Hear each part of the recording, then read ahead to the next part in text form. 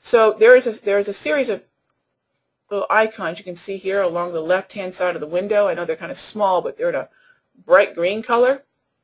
The very top one, if you double-click and drag it around, it will allow you to, bear with me here, the very top icon, it will allow you to drag it around your screen. Okay? So that's what we're doing here. You'll notice, again, it's a complete pattern. We see that because the result type is complete, the breakout reading is included here, and of course we have the gray shaded forecast areas. So what happened with this pattern? What happened here? Prices began to do what? They began to consolidate. Now the initial trend reading is much higher now because obviously you see the price action that we are dealing with at this time. Okay? But you can see that price action started to congest. We had this triangle pattern that had formed. This triangle was probably more like a descending triangle. A descending triangle is comprised of a downtrend line and a more horizontal support line.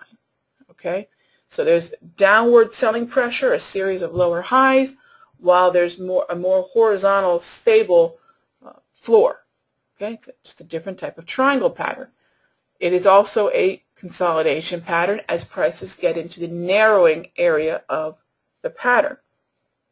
So it's an ideal candidate for an AIM entry if I have that lower initial trend reading and I feel that prices are consolidating. Yes? So when prices broke down through the support of the pattern, that blue line you see here, okay, what did I want to do? Well, you know that I'd like to confirm that, and I activate the moving average of oscillator. And what you'll see here, I want to share this with you, is we actually went negative on the MACD. I'll show you here. We actually went negative on the MACD. Let me blow this up so you can see the detail. On this candle here, on the 11th.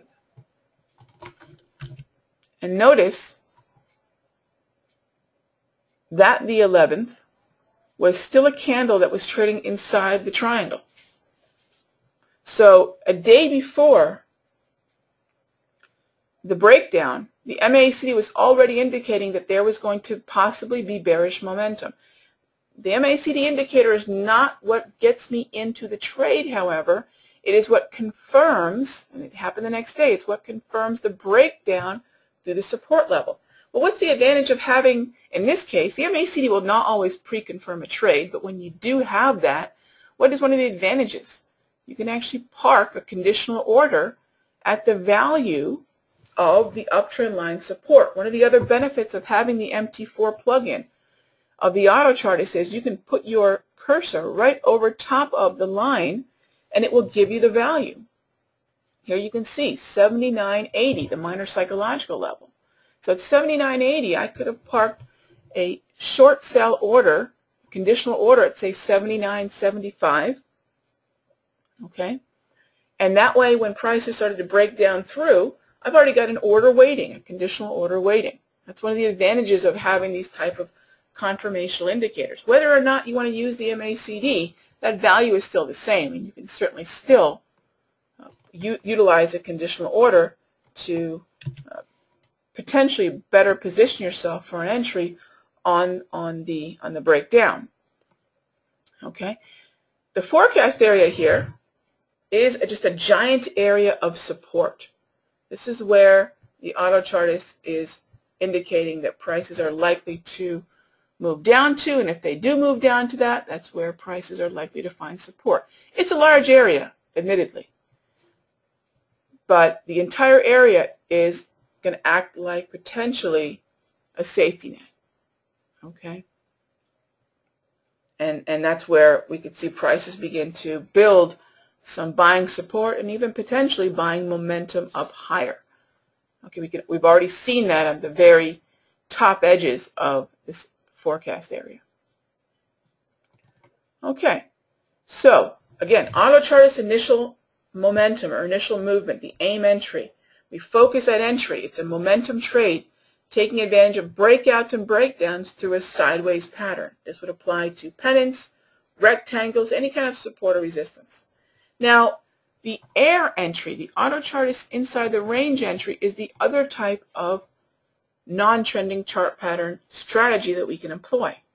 Now, usually what I recommend for an air entry is the whole idea behind exhaustion, again, inside the range, capitalizes on the fact that prices are not likely to follow through.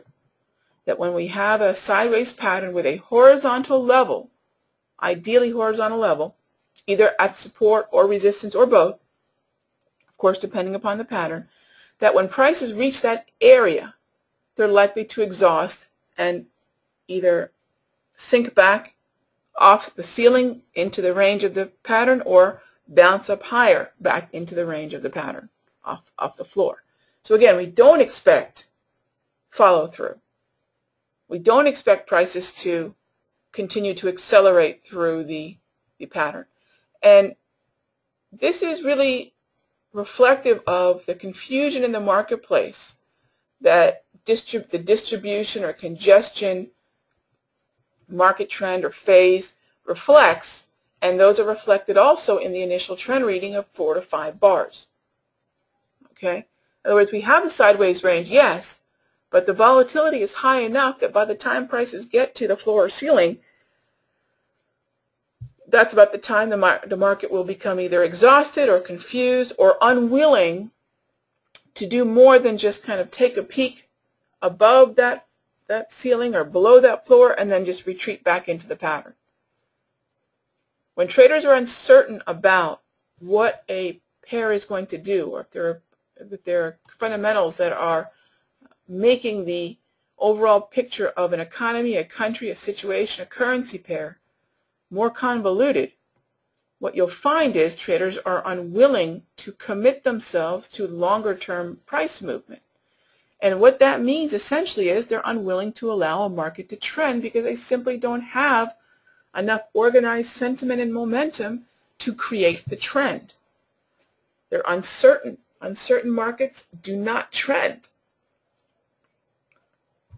Okay, so the auto chart is inside the range entry. The air entry capitalizes on that confusion by what's known as fading ceilings and floors. So basically, as prices go into that horizontal ceiling, you'll be selling into that momentum.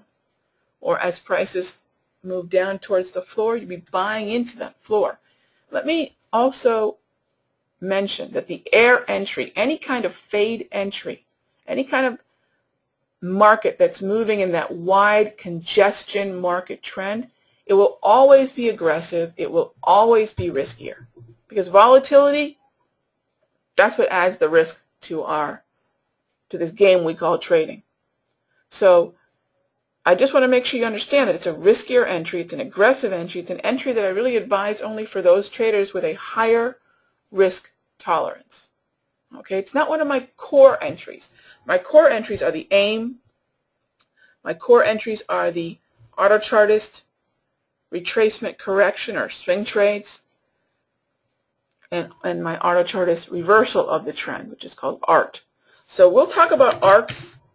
ARC trades, A-R-C, that's the auto chartist retracement correction entry, and the auto chartist reversal of the trend. And these are just little names that I've coined specifically for auto chartists, reflective of the entry strategies that I use, my 4 entry strategies.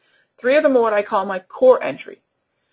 The air entry, while valuable, is not part of the core because it is aggressive. Anytime you are fading, it will always be an aggressive entry. I hope everyone has that. Okay. All right. So this is the part of our weekly get together where I try to address some of the questions that have popped up. Okay.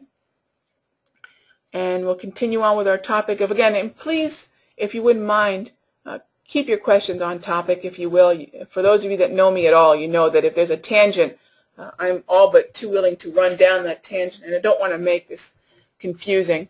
these sessions are probably a little bit more on the intermediate to advanced side, obviously, and which is exactly why, for those of you that are still building a foundation in chart pattern trading with the AutoChartist, that I highly recommend that you access those resources that I mentioned on the onset of our discussion here. It's very important that you have a solid base.